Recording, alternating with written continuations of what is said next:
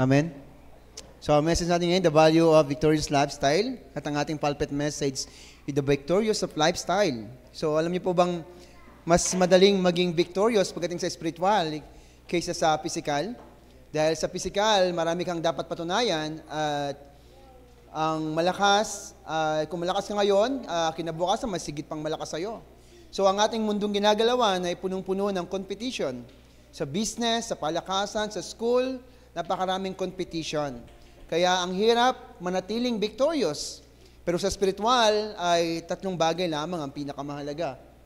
So next, dapat maintindihan the source of our victory. So saan ba nanggagaling ang ating tagumpay? Sino ba nagbigay sa atin ng mga bagay na to? Ito ba'y nakuha natin sa ating sariling lakas, sa ating sariling talino at kakayahan? Ang victory na tinanggap natin ay nagmula sa pangako ng Diyos, sa anointed one, which nung Genesis 3:15, ito ang pinangako ng Diyos. Ibibigay niya ang kaisa-isang pangako na siyang dudurog at magbibigay ng solusyon sa lahat ng problema ng tao.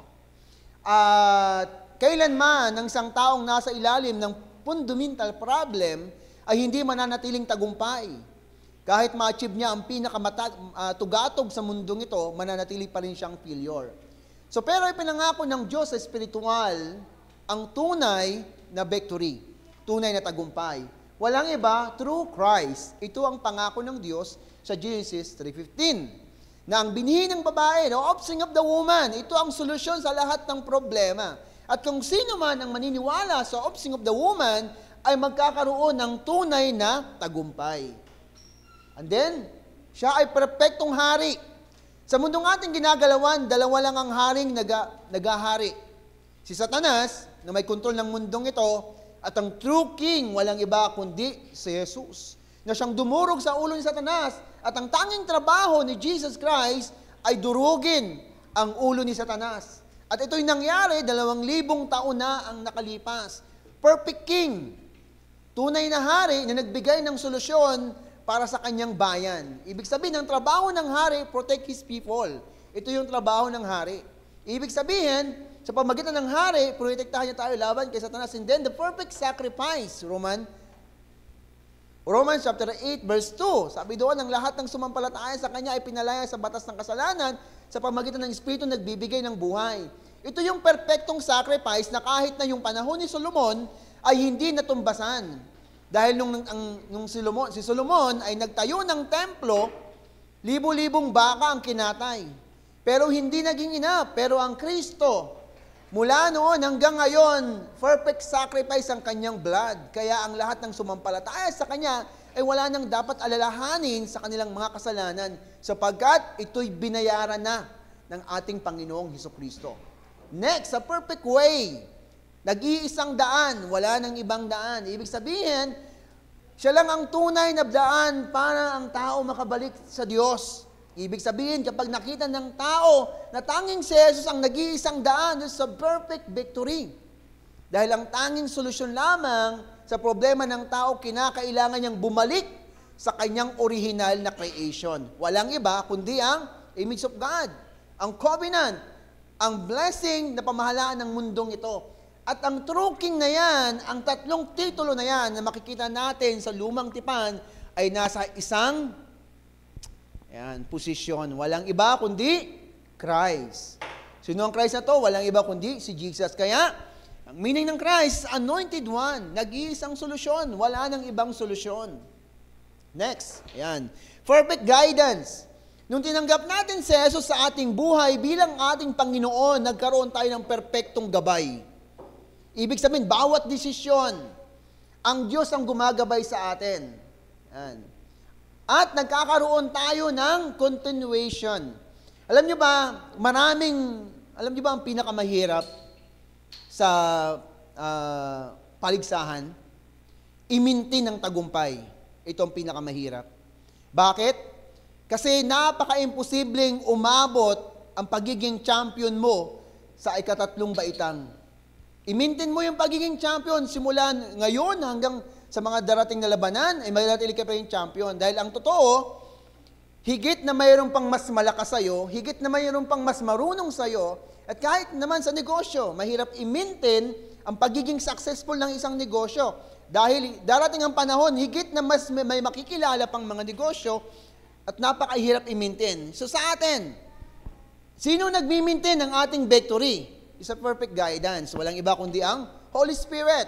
Siya ang ating perfectong gabay sa bawat desisyon. And then next, yung perfectong strength. Saan ang galing ang strength ni David nung hinarap niya si Goliath? Sa kanya bang talino?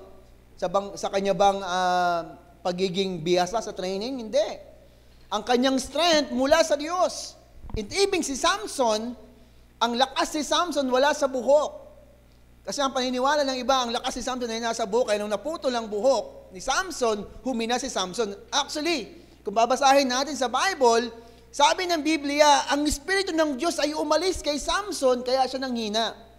Ang kanyang buhok ay kumakatawan lamang sa covenant. Ibig sabihin, kapag nalosod ng covenant, mawawalang perfect strength. And then, anong pabagsak kay Samson? Chicks lang. And then next, perfect knowledge. Ano ba ang karunungan, perfectong karunungan sa mundong ito? Maraming nagtapos na sobrang dudunong, sobrang gagaling. Pero alam nyo ba, ang perfect knowledge ay from the guidance of the Holy Spirit. Bakit? Dahil sabi ng Biblia, sa aklat ng John chapter 14, at ikatutuwa ng mga alagad sa pag-alis ni Jesus, sapagkat isusugo niya ang kanyang banal na espiritu at itong gagabay sa kanila. At ang sabi ng Bible, ang karunungan ng mundong ito ay malaking kamangmangan sa harapan ng Diyos. Ibig sabihin ng perfect knowledge, walang iba kundi nanggagaling sa Holy Spirit. Perfectong karunungan, desire. Lahat ng tao merong desire. Meron silang kagustuhan, makuha, at walang tao na gagawin niyang isang bagay nang wala siyang desire about sa bagay na yon. Kundi may mga time na ginagawa niya lang dahil meron siyang gustong makamit. Pero alam mo yung perfectong desire from the Holy Spirit. Bakit? Sabi ng Bible, ang nakakaalam ng ating espiritu walang iba kundi ang Diyos. At tayo, alam natin, hindi ko alam kung anong laman ng inyong iniisip ngayon. Kung sana mabilis lang to, sana ganito. Hindi ko alam kung anong iniisip nyo, pero ang nakakaalam ng inyong iniisip, walang iba kundi ang sarili yung espiritu.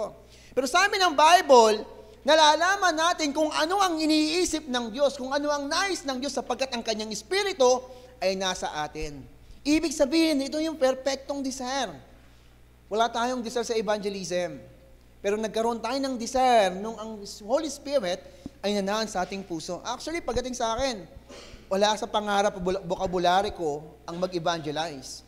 Pero dumating lang yung ganong desire nung kinanggap ko si Jesus Christ. Nagkaroon ako ng desire, gusto kong iligtas, gusto kong hanapin yung mga katulad ko din. So yung perfect desire na yon, walang iba kundi yung desire ng evangelism. Next, source of our answer. Sino ba yung pinagmumula ng mga kasagutan natin? Unang-una ang God. Siya ang source ng ating kasagutan. Kapag ang sagot natin ay hindi mula sa Diyos, hindi yung sagot. Dahil ang perfect answer is from God. Mula sa Diyos ang kasagutan. And then, salvation. Ibig sabihin, pag meron kang, alam mo yung 100% assurance, nothing to worry about. Hindi ka dapat mag-alala. Bakit? Dahil alam mo na ang lahat ng bagay ay inihanda na ng Diyos at ito ang perfect na sagot sapagkat inihanda ng Diyos ang lahat ng bagay para sa iyo. And the next, disciple. Alam niyo po ba yung pag-gather na napakaraming tao without disciple, hindi yung sagot? Nagsaya lang kayo pero walang disciple na raise up, hindi yung kasagutan. Bakit? Dahil mananatili pa rin ang next generation na nasa ilalim ng worry, nasa ilalim ng confuse. Pero pag may nag-raise up ng disciple, alam niyo ba kung bakit si Paul ay sinabi niyang finish ng Romans evangelization? Dahil nakita niya ang pag-raise up ng mga disciple. Hindi man nakita ng kanyang mga mata ang Romans evangelization, pero alam niya na yung mga iiwan niyang disciple, sila ang magpapatuloy sa Romans evangelization. Disciple ang pinakamahalaga. At ito ang tunay na kasagutan sa loob ng church. Pag walang disciple sa simbahan, ibig sabihin, nonsense yung simbahan na yun. Bakit? Kasi ang pinakamahalaga, disciple. And then, conclusion, spiritual system. Sabi ko kanina, mahirap i-maintain ng champion. At yung ating mga remnant nag-champion. Pero ang totoo, yung titulo na yon na pagiging champion, Hindi yan basta, champion na ako. Ibig sabihin, kailangan mong ipaglaban yan at manatili kang tagumpay. Naalala ko nung ang pinaka gustong-gusto kong team sa NBA is yung Dallas. Almost 40 o 30 years silang hindi nanatili sa baba. Tapos, sa panahon ni Davidsky, ay nag-champion sila. Pero yung pagiging champion nila, 1 taon lang nangyari. Pagkatapos, bumagsak na sila. Hindi sila nakatungtong sa playoffs. Bakit? Kasi ang totoo, ang hirap i-maintain ng pagiging champion sa mundong ito. But, alam nyo ba, sa spiritual, binigyan tayo ng Diyos ang system para manatiling tagumpay. Unang-una, worship. Alam nyo ba kung gaano kahalaga ang worship? Even si Satanas, alam niya na sa mundong ito, ang worship lang ang pinakamahalaga. Yun ang totoo doon. Bakit? Sinabi ni Satanas kay Jesus, ibibigay ko sa iyo ang mga bagay sa mundong ito, sambahin mo lamang ako. Kahit si Satanas, alam niya na yung mga bagay sa mundong ito ay walang kwenta. Para lang dito. Imagine mo yung mundo na kinumuhumalingan ng tao, na gustong-gustong makamit ng tao, ibibigay na naghahari-hariang si Satanas para lang sa worship. Gaano ba kahalaga ang worship? Create tayo ng Diyos para sa worship. At ang gusto ni Satanas, ang worship na may bibigay natin sa Diyos, mapunta sa Kanya. Kaya nga, lahat ng blessing nasa loob ng worship. Kaya pagdating sa worship, ito ang pinakamahalaga sa lahat. And then, next, ang salita ng Diyos. Maraming nagpifailure, maraming dumadating sa unbelief kasi nilolosol nila ang salita ng Diyos.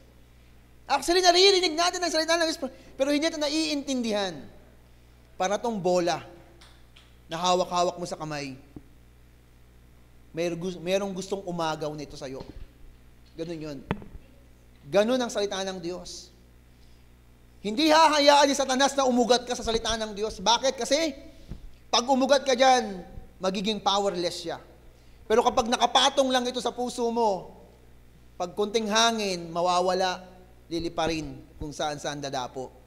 Ibig sabihin, ang gusto lang ni Satanas, ang worship at alisin ang salita ng Diyos sa puso mo. At mag-alala ka sa mga bagay-bagay sa mundong ito na wala namang kwenta na ipamimigay lang ni Satanas para lang makuha ang worship. At sa pamagitan ng pag-aalala ng tao, doon niya nakokontrol ang tao na ito ang needs mo, wala kang ibang kailangan. Next, prayer. Ibig sabihin ng panalangin ay pag-enjoy ng ating identity. Kung hindi natin na-i-enjoy ang prayer, ibig sabihin, hindi mo talaga alam kung ano ang iyong identity. Bakit? Kasi pag alam mo na ang identity mo, anak ka ng Diyos, at ang mga anghel ng Diyos, at ang hukbo ng Diyos, at ang kanyang kaharian ay kumikilos, once tumawag ang anak ng Diyos, gagamitin mo ang authority ito. Hindi mo to hahayaang masayang lang. At maririnig mo natin sa ating pastor na yung mga anghel ng anak ng Diyos ubis na. Bakit? Walang ginagawa. Alam nyo ba ang prayer kaya nai-enjoy? Kasi hindi na nakikita na ang prayer ay kailangan ng ating field. Na maraming umiiyak sa field natin at humihingi ng saklolo na marating sila ng mabuting balita. Pero dahil lang nakikita lang natin yung needs natin, at hindi nakikita yung needs ng ating field, needs ng church, kaya hindi natin nagagamit ito ng tama. Ang tamang panalangin, sabi ni Jesus, sinuruan niya yung mga alagad niya, huwag niyo na pag-ipag-alala ang mga bagay-bagay sa mundong ito. Manalangin kayo sa kingdom ng God, sa aking pangalan, at ang kanyang kaharian ay darating. Ibig sabihin, ang maging concern natin, Christ, Holy Spirit, and then, Kingdom of God. Ito lang ang pinaka-content ng ating panalangin. Ibig sabihin, mananalangin tayo, Lord, mag-take place ang salita mo.